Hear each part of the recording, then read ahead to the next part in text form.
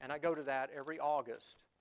Find something like that for yourself, you know, and lean into that stuff. It cost me like $200 to go do that, but it's well worth it with what you have in TED Talks on Google and all these different things. There's so much resource that you have, you know, to continue to expand your horizons.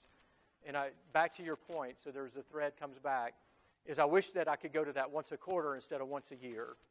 And that's what I mean by the content living. You know, I've got a DVD, and I can go look at the talks. It's not the same, right? What we're trying to do is create this capability to have the energy and life you get. When you leave here, you're going to go work for a company, and you're going to find these meetings that you get to go to are going to energize you and excite you. And as a leader of a business like that, I wish I could energize and excite you every single day with our message that we give. Like a town hall, if I could give a town hall once a week, I know we could grow our business by 10% on the top line like that because people would just be fired up and energized. Obviously, you can't do that. Sorry, that was a really long, rambling answer to that question. That hopefully did answer it. Yes?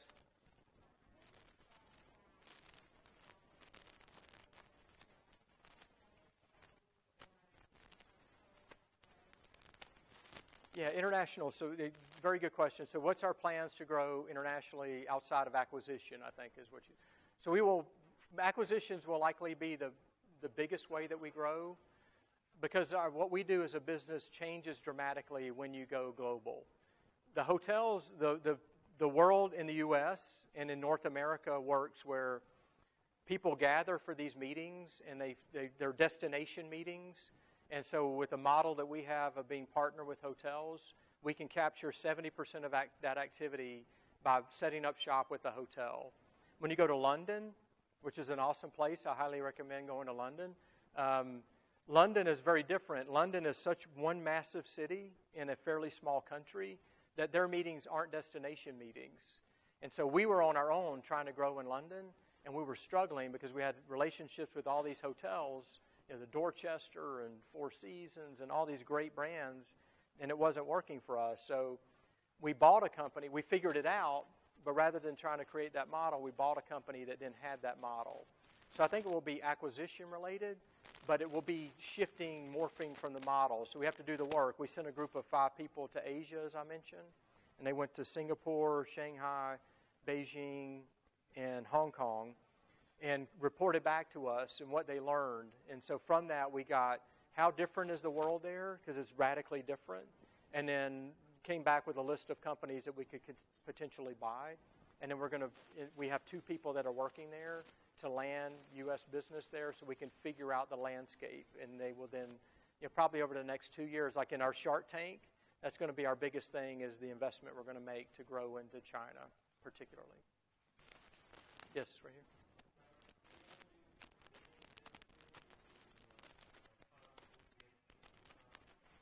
Yeah, we do some concerts in the hotel, but that's not something we particularly do because that's a more traveling type footprint. A couple of companies that we work very closely with do more of that activity. Yes?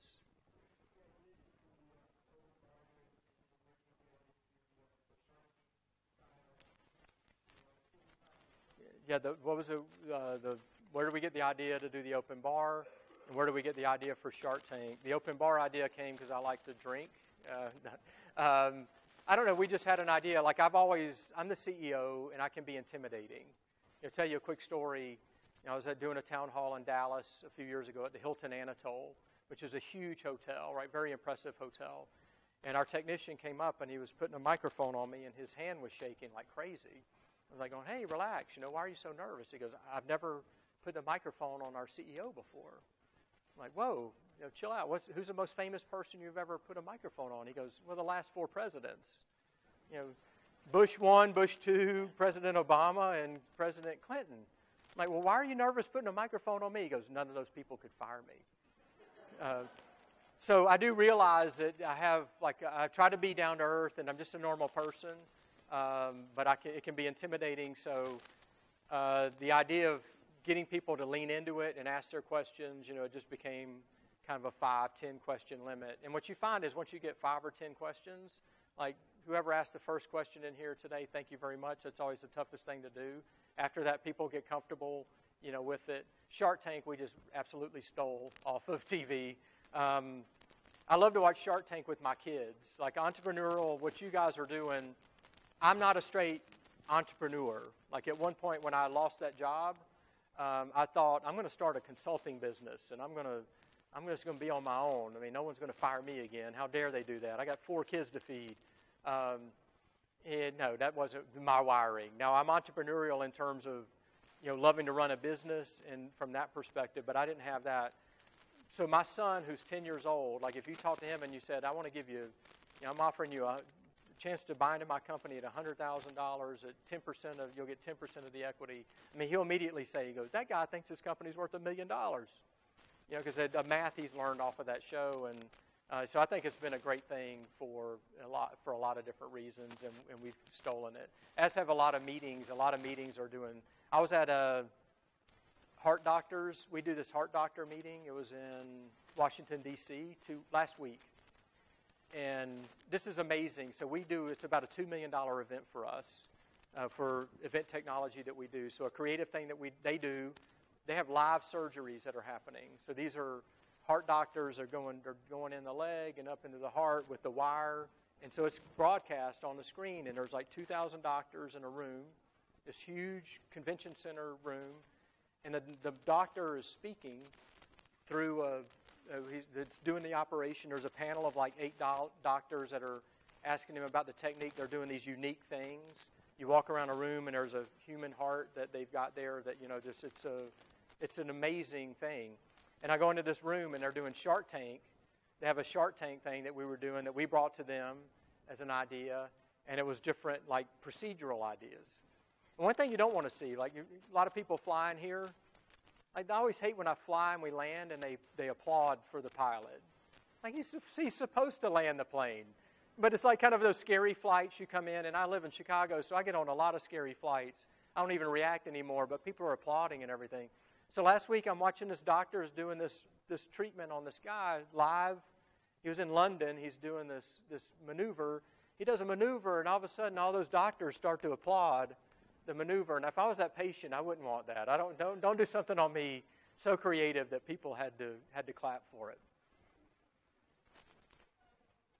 But yeah, we do a lot of cool events like that in the medical field. Yes? For PSAV?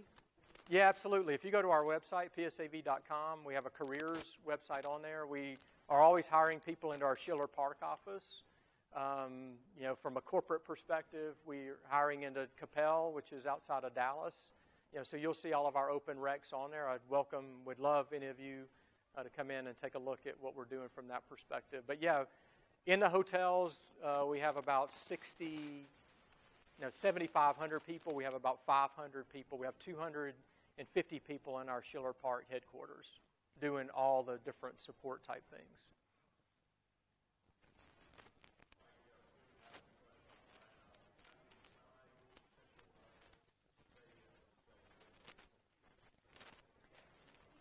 Yeah, that's a great question. So, how do we decide where to say yes and where to say no? And we do a lot of IRR and payback type calculations. So, you've got to sit down and build a model. And this happens at even, we have hotels, that we're chasing after. And as you put in a bid, to win the hotel, you've got to sit down and do a model on the hotel. Like, how much revenue do you think you'll generate? What kind of staff do you need to have in there? Can you do rigging in there? Can you do internet? Can you do all those different things? So we do that for every type of investment we want to make, and then we'll look at if it's below a 1-year payback. So if it's going to cost you $100,000 and your EBITDA will go up by $100,000 within 1 year, it's almost an automatic yes. Now that gets more complicated if it's a $5 million investment that we think we're going to make $5 million in 1 year. The larger the dollar figure, the more you're going to be hesitant to say yes because it's just bigger risk. As those dollar values go up.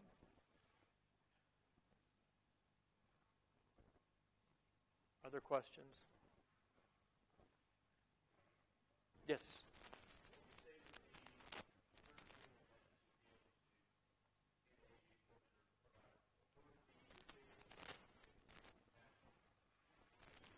That's a great question. So the question is, what would be my dream biggest event that we could do? We've done like the Oscars and the country music awards and those kind of things.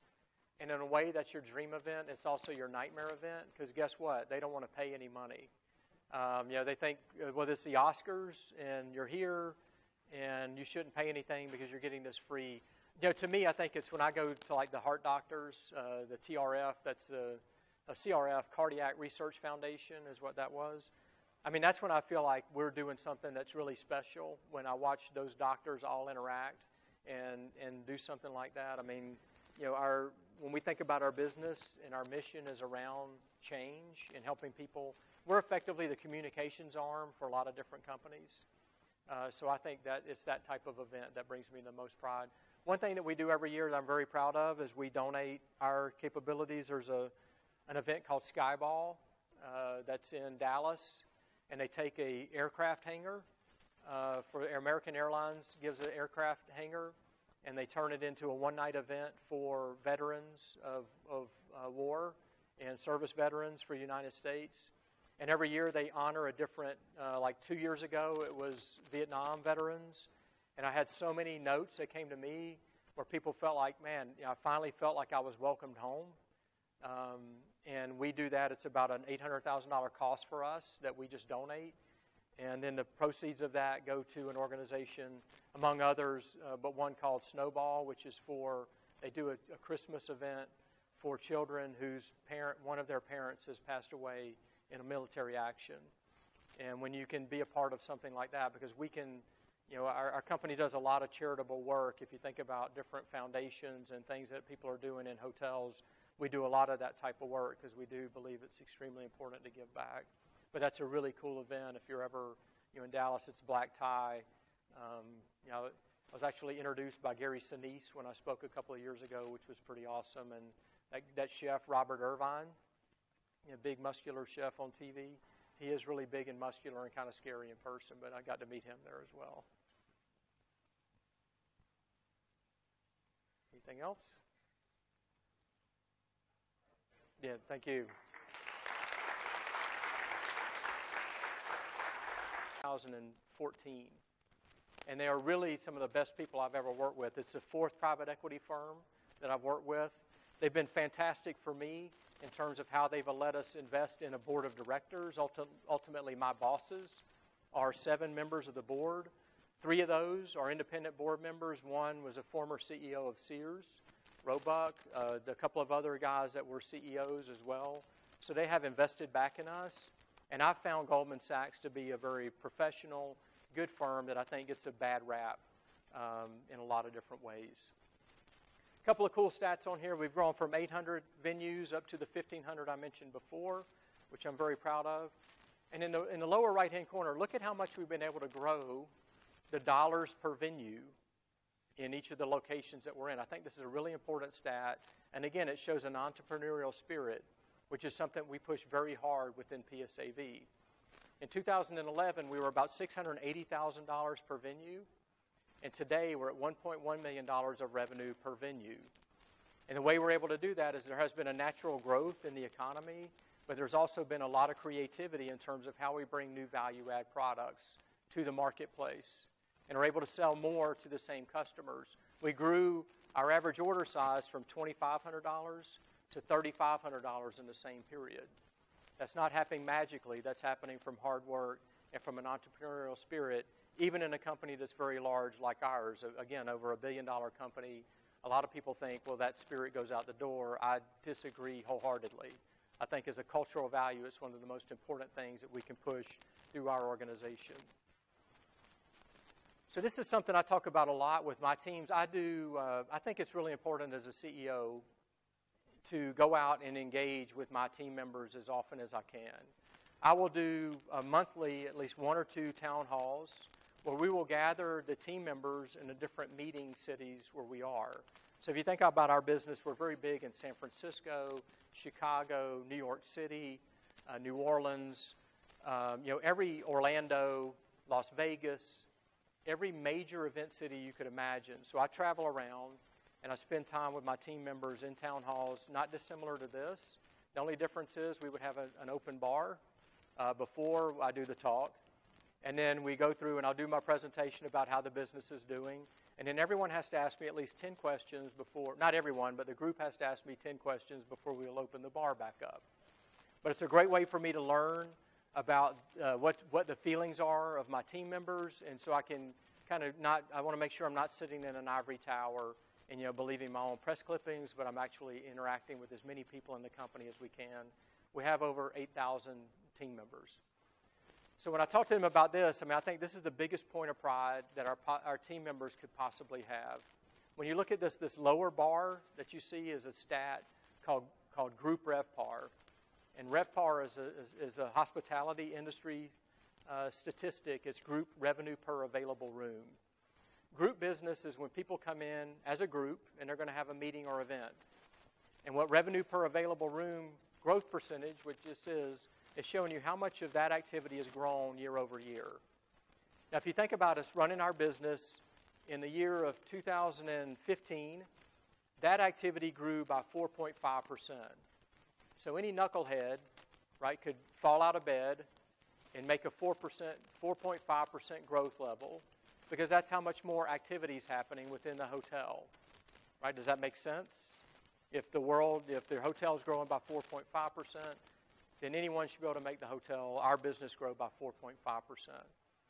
But through the activities of our team members, the different ways that we look at growing our business, we've been able to grow, on top of that, 600 basis points more over the last 5 years on average.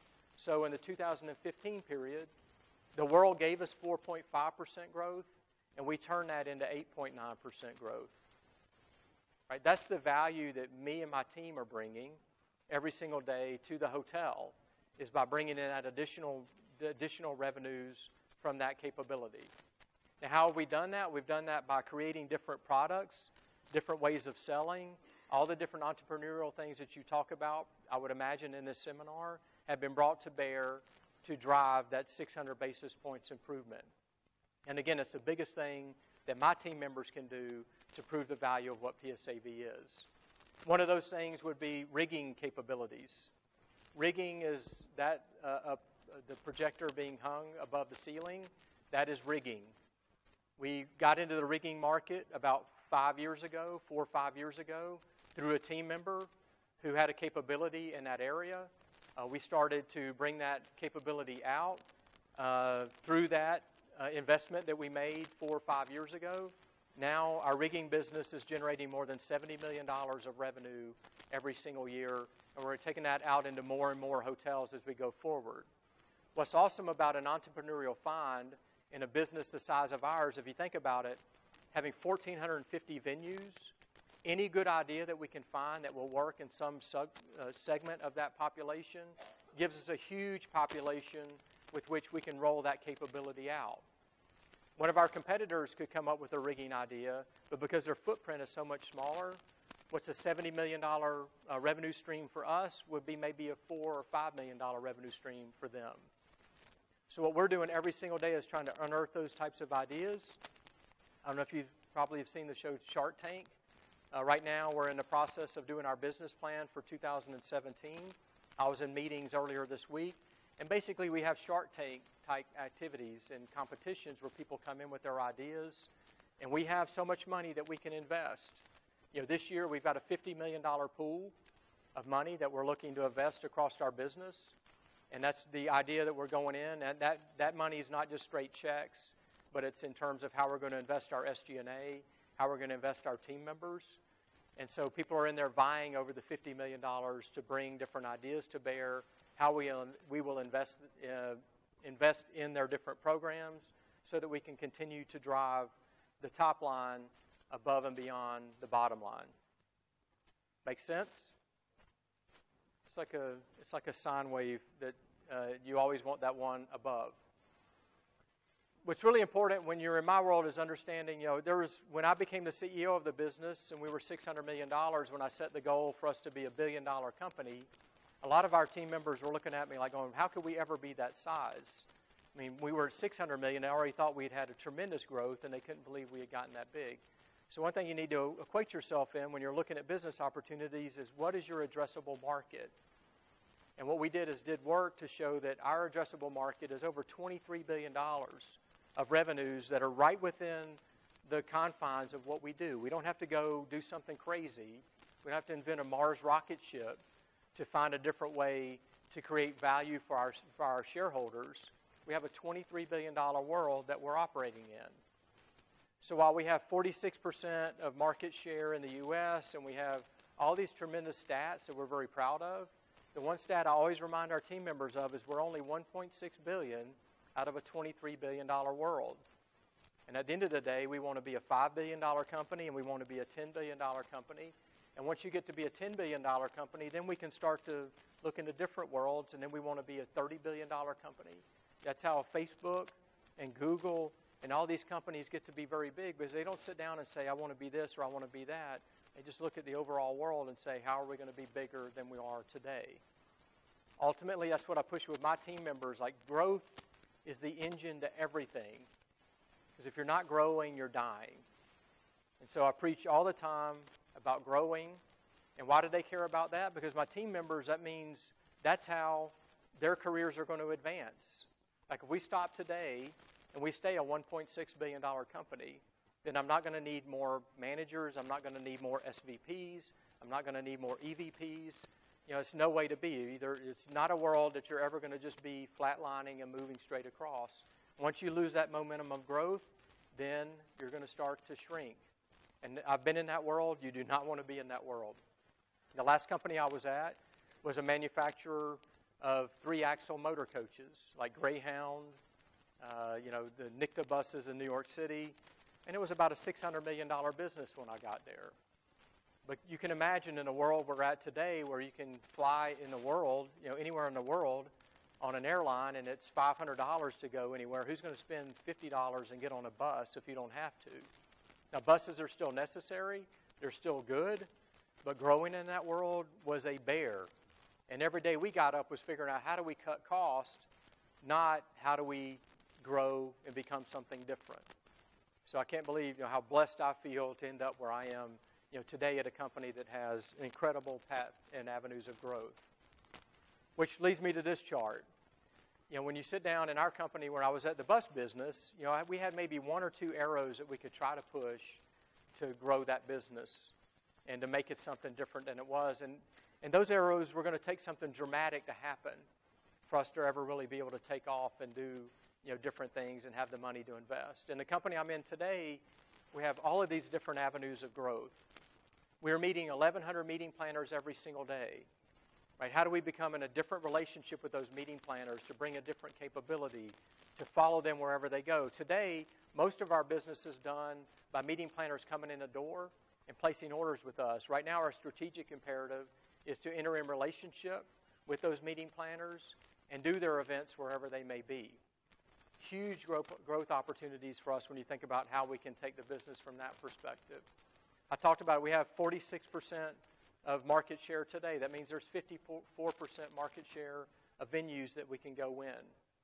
Right? So we want to come up with creative ideas every day in terms of driving that activity. There's international space. We're a very small player internationally. You saw on the addressable market, international, and what we do is $5 billion. Today we do about $300 million in that world. As I said, we've recently acquired a business in London. We've acquired a business in Germany. We're soon to acquire one in Austria. We've just come back from a trip to Asia, where we spent a lot of time. I think the Asian market's going to be very big in what we do. Ultimately, the person that runs my company, I don't know if it'll be 10 years or 20 years down the road, will likely be in China, just because of the fast growth that's happening in that part of the world. We want to make sure that we're well positioned there and that we're putting ourselves where we need to be. So I'm very blessed to work in a company with all these different growth opportunities, and a big part of my job is to say no. It's not always fun to do, but what you have to do is have a company that's very focused and prioritized as you're chasing all the different avenues of growth that we potentially have. As you can tell, I'm a very nice person. Saying no doesn't come naturally to me, so it's something I have to hone up on that skill set. So one last thing I'll talk about before I'll open it up to Q&A is, our company is owned by private equity firms, and I thought it'd be interesting for you to kind of share how that works for me. I have thrived and I love that world. I think the whole investing world is fascinating. I think the idea of having business ideas, I have a high level of curiosity, so I like to hear about different things. So I've been blessed to be in the private equity world. In September of 2015, we filed an S-1 registration statement with the SEC, the one in New York City, not the one in Birmingham, to take our company public. The stock market, we actually went out and I did a 2-week roadshow with my CFO. And what that entails is you travel around, you meet with dozens of different potential buyers of your stock. And we did that in June. We were in New York City for 3 or 4 days. We were in Boston, San Francisco, Denver, Kansas City, Chicago. It was a whirlwind and a lot of fun to do. Unfortunately, we were looking to come out and be public like the week before the Brexit vote. And when the Brexit vote happened, the stock market went extremely sideways. Not a good time for a company the size of ours. Like at $1.6 billion, we're a fairly large private equity-backed company, but we're a pretty small public company. So we have basically suspended our potential to go public. But what would happen in a public offering is we would sell a portion of the company. We were looking to raise about $200 million. We'd pay off a second lien. And Goldman and Olympus would still own us. And then over time, they would sell their shares out to the public world. But it was a fascinating experience that I got to have, one that I thought was, from a career perspective, very interesting as I learned a lot, and something I hope all of you will have the opportunity to do at some point. So with that, that's really what I had prepared. I would love to answer any questions that you would have about any particular topic, about me, the company, the Cubs, the Blackhawks. Yes?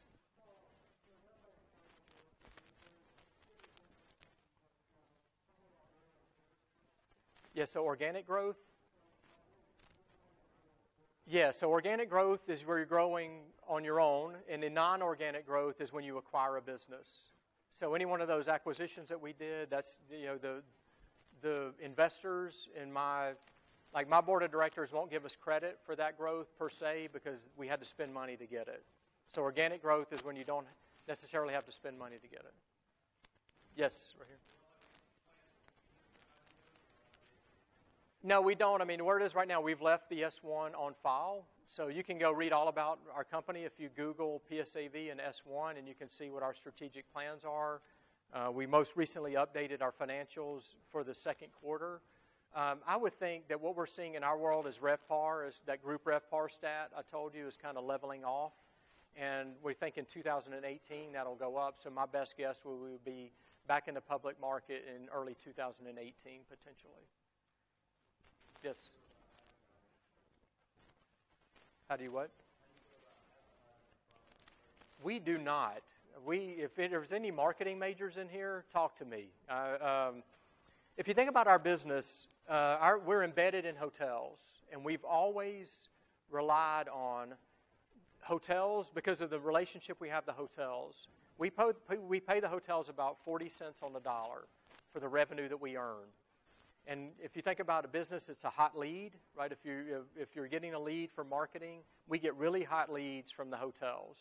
So I would say our advertising budget is like $400 million because that's how much we pay in commissions to hotels every year. Our marketing department doesn't agree.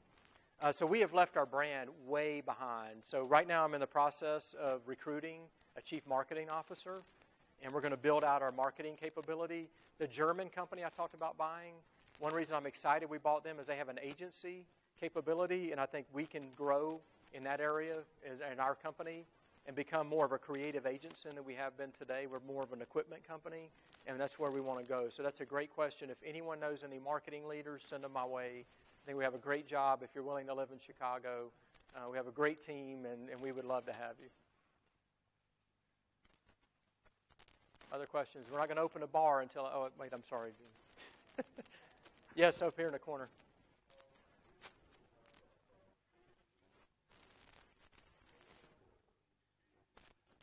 That's a great question. So creative solutions in our world will be everything from a meeting app in terms of someone coming in. And so a big issue in meetings is you spend a lot of money. Like we'll have my global leadership meeting will be this coming January. It's going to be in Toronto. I'll bring in 300 of our top leaders. We'll have a meeting. We will have an awesome 3 days. Cost us $1 million to do that, even though we know people in the business. Me as a leader, what I want to do is make sure that that content lives. So a big area right now that we're trying to solve for people is how do we help that meeting content live beyond those 3 days? Because you leave with a ton of momentum and you're ready to move. And, you know, if you don't keep that content alive, then it can go to the side and you're not getting the full return on the $1 million.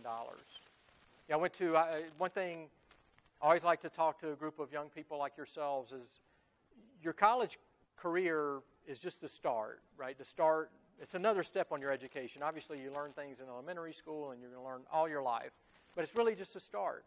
So as you leave from here, keep investing in yourself. You know, like I said, I never thought I'd be a CEO of a business, much less one of the size that it is.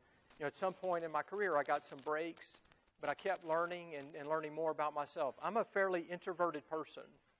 You know, when I do a Myers-Briggs or any one of those types of tests, I'm not super introverted. Like, I don't sit in my room on Saturday nights. But, I mean, talking to a crowd of people uses my energy. It doesn't push it out there. So I would recommend to all of you continue to get to know who you are, but invest in your leadership capabilities, right? Leadership is a learned thing. When I was at Mississippi State, again, I didn't think I would be a leader of 8,200 people. You know, but over time I found some different skills that I had, invested in myself. Invest in yourselves, get to know what makes you tick, and keep pushing into your gifts, and you'll go a long way. From that, that was related back to the question. See, I'm chasing butterflies now, so sorry.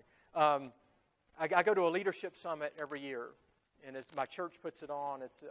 I'm blessed to go to an incredible church called Willow Creek outside of Chicago. It's one of the first really large super churches, and our leader there believes in investing in the leadership capabilities of pastors in under-resourced areas. If you think about a pastor's job, it's a lot harder than my job. Like what they have to help people through. I have to lead 8,200 people, and there are life circumstances that happen. And as a leader, I try to get myself involved in life circumstances that are bad. You know, I've got to stand up and help. But think about a pastor. Like he's like basically all of that stuff is focused on that pastor. I work for a company that generates, you know, $200 million of EBITDA. I can invest in my leadership training and capability. Our pastor looked at it and said, man, these people need help in what they're trying to do. So he puts on an incredible leadership conference every year, and he brings in the likes of Condoleezza Rice and Colin Powell and Jim Collins and Patrick Lencioni and all these different incredible leaders. And I take 2 days of vacation. Thank you, Zach. Appreciate it. Can everyone, you're going to turn me on, or I can yell too. So, is that on? Yes. Hello, now can you hear me? Excellent. So I am honored and a little bit freaked out to be sitting here today and talking in this room. I graduated from Mississippi State in 1987. Believe it or not, McIlwain was here in 1987, and I'm an accounting major. And I cannot believe that I'm here standing in front of you today and having this conversation. And I'm really honored and excited that the school would invite me back. I've had an incredible journey in my life, and I'm happy to share that with you today. So graduated from Mississippi State. I'll kind of go from the bottom up here. Graduated with a Bachelor in Professional Accountancy in 1987. I'm from a little town called Pahokee, Florida, which is on Lake Okeechobee. It's known for producing fantastic football players. Anquan Bolden is from Pahokee. Pernell McPhee, some of you might have heard of Pernell McPhee, another gentleman from Pahokee who went to Mississippi State and lives in Chicago now, as do I, and probably makes a little bit more money than I do in the role that he plays with the Chicago Bears. But like a lot of you are probably from smaller towns, when I came to school at Mississippi State, I never dreamed that I'd be standing in front of you and talking to you as the CEO of a $1.6 billion company. And I'm thrilled to be able to have that opportunity. After Mississippi State, I got my master's degree at the University of Alabama. I hate Alabama with a purple passion.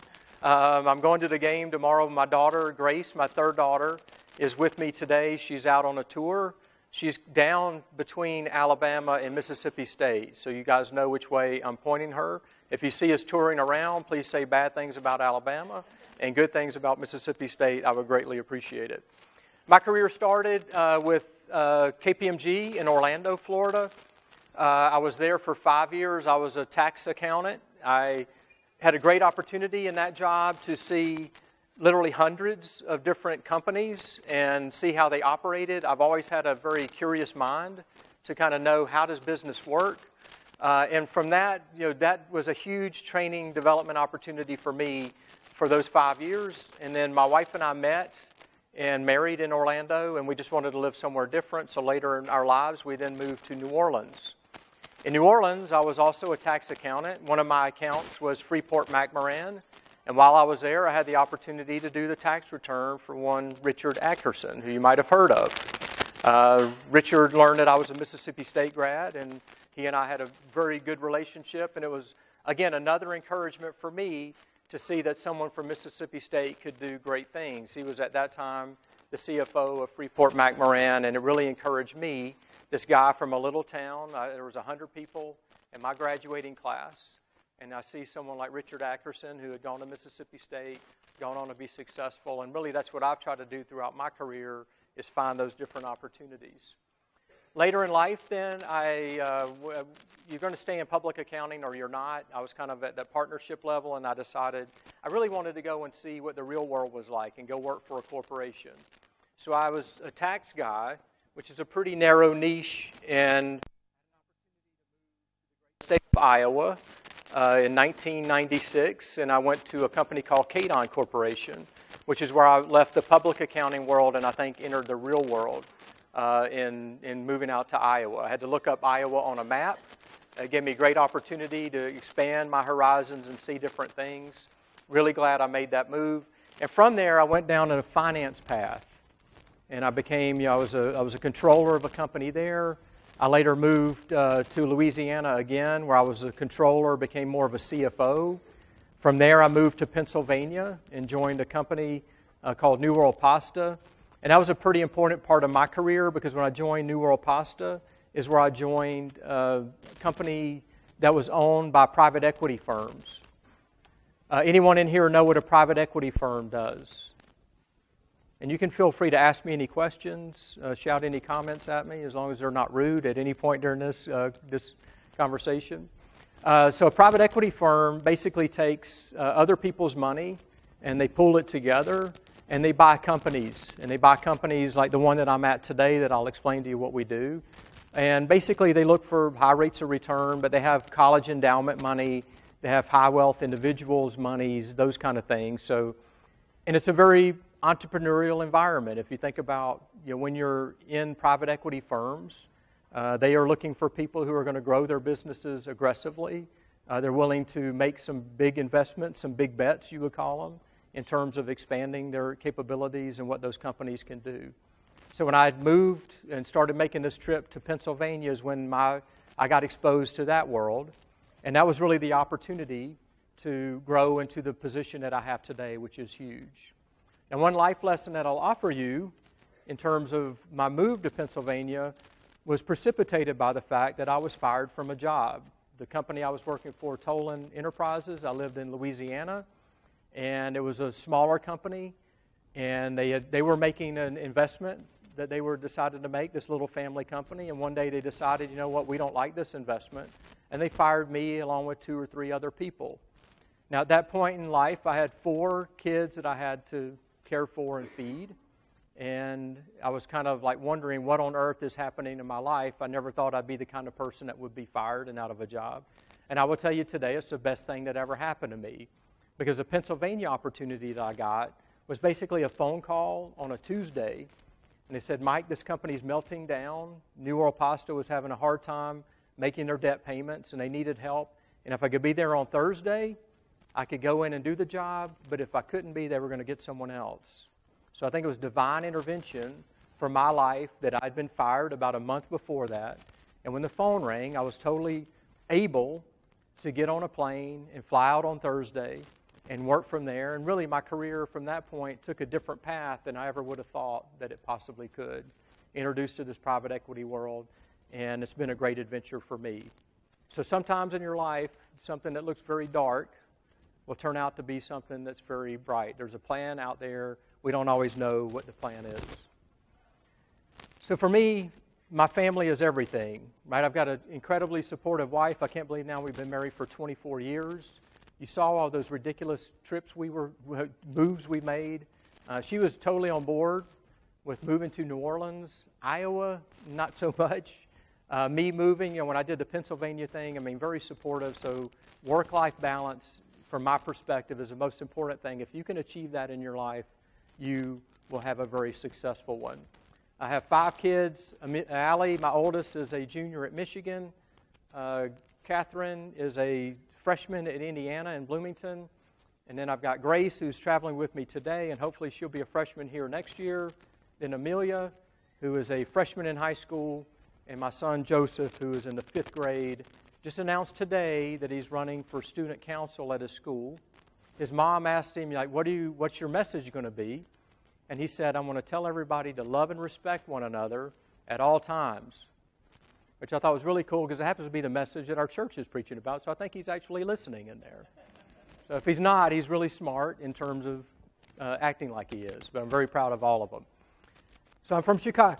Chicago is where I live today, and I know we're all Cubs fans in here, right? No.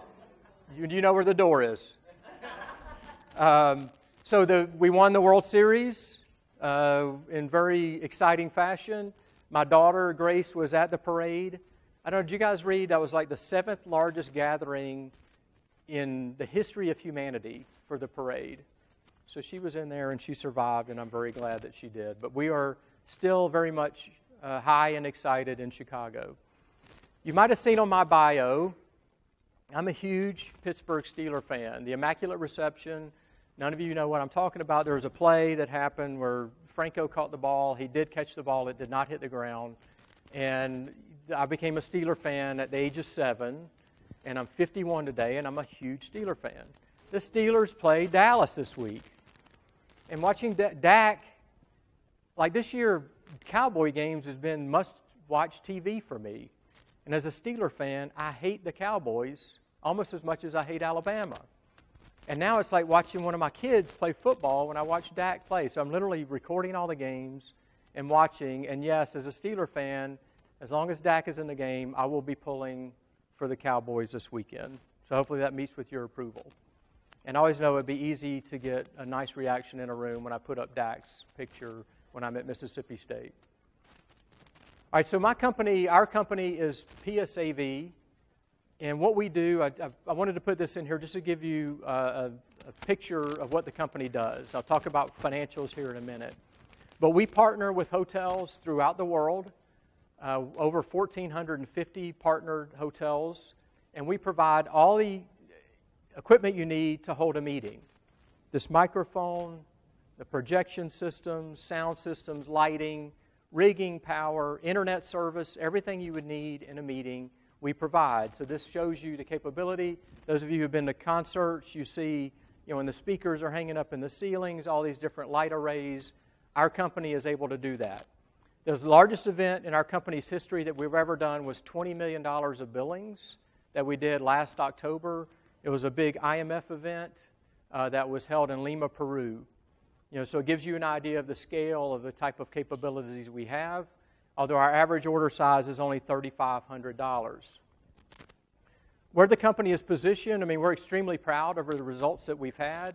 You can see we've grown tremendously. You'll see better on a couple of slides.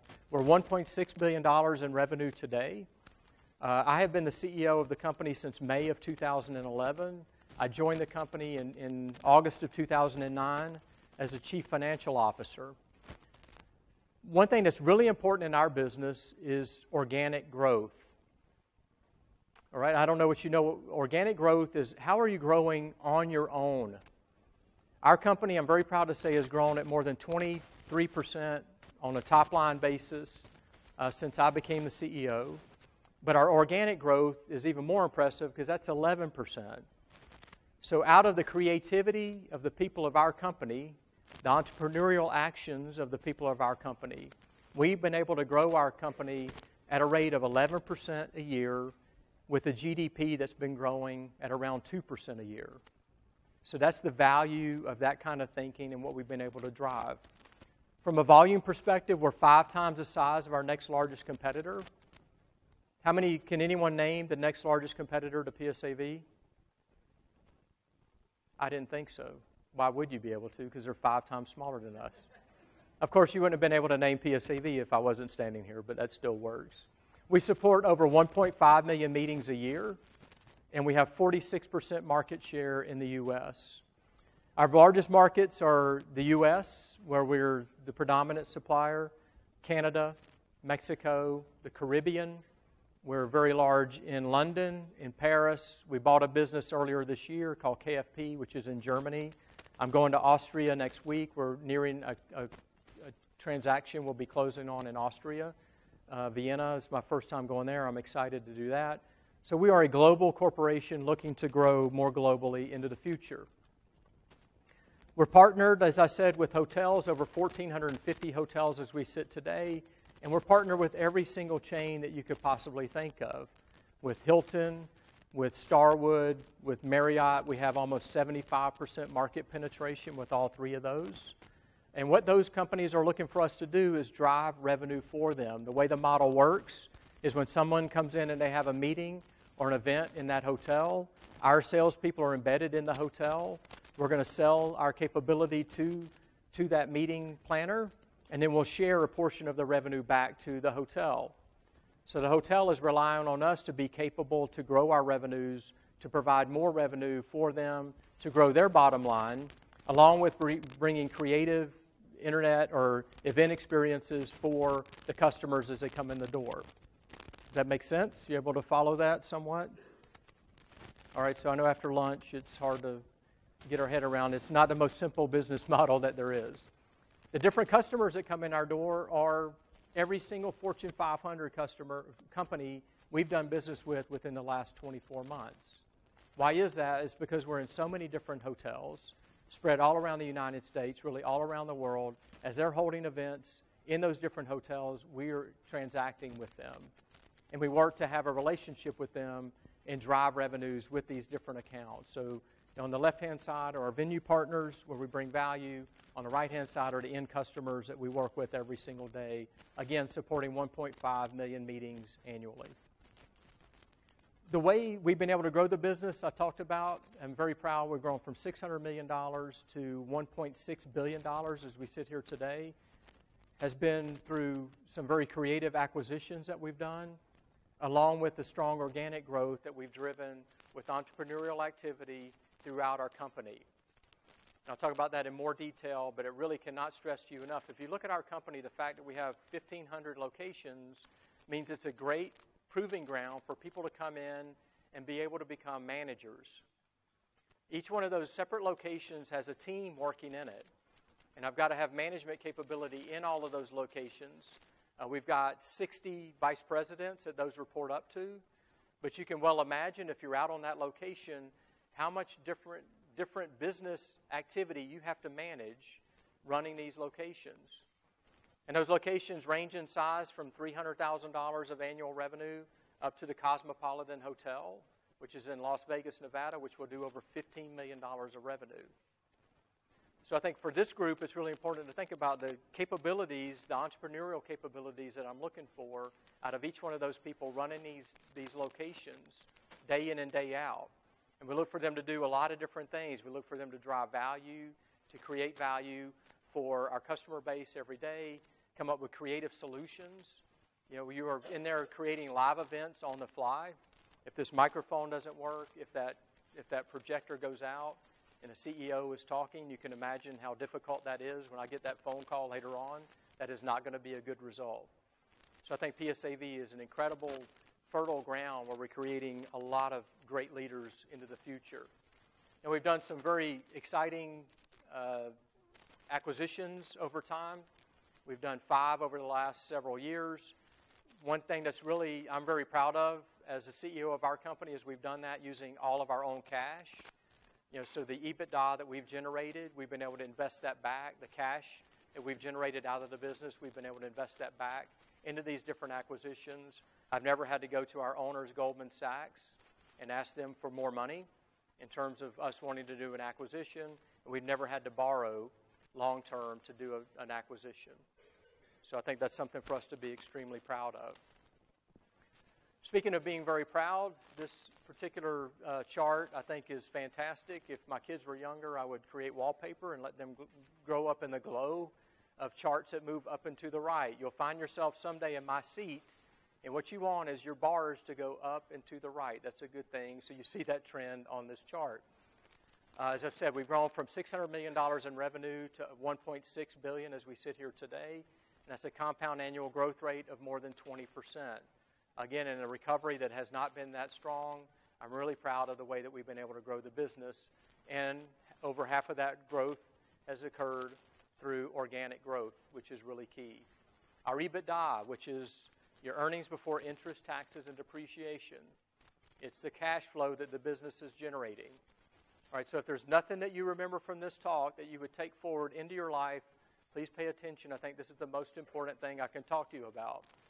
Revenue growth is interesting, right? But you cannot spend revenue growth. You can invest in a business with how much EBITDA you're generating. So as you're thinking about entrepreneurial activity, the business that you're going to be running, you're going to be managing, whatever you're doing, always be thinking about your margins and what you're doing from that perspective and how much EBITDA or cash flow are you generating. I've seen a lot of businesses go out of business as they try to grow their revenue without having the appropriate focus on what EBITDA is being driven by your activities. One thing I'm really proud of, if you look at our profit margins, when I became the CEO, our EBITDA margins were less than 6%, right around 6%. And we've been able to grow our EBITDA margins to over 12%. So the day I became the CEO, every dollar that we grew or we made, only 6 cents became money that we could spend. And I'm proud to say today that every dollar we make, 12 cents, more than 12 cents, is able to be invested back in the business. That makes a big difference. That's how you grow your EBITDA from $50 million up to $200 million. And along the way in 2014, our private equity firm sold the business. Kelso owned us at that point. And private equity firms typically own a business for 5 to 7 years before they sell it. And we're able to sell the business and make a couple of $100 million for Kelso. They sold the business to Goldman Sachs. I'm proud to say as we sit here today, they paid about $900 million for our business in 2014, early 2014. And today we're worth well more than almost $2 billion. So in a very short period of time, they've been able to do very well. They haven't realized any of that yet. But through the activities of what we've been able to do by growing our EBITDA and improving our margins have allowed us to create a lot of value for Goldman Sachs. What that ultimately means is we've created a lot of value for pension funds, for college endowment funds. There's really not the Goldman Sachs people making that money. It's their underlying investors. One thing, too, Goldman Sachs gets a very bad reputation. I like to just, since I mentioned them, Goldman's been our owners since 2000.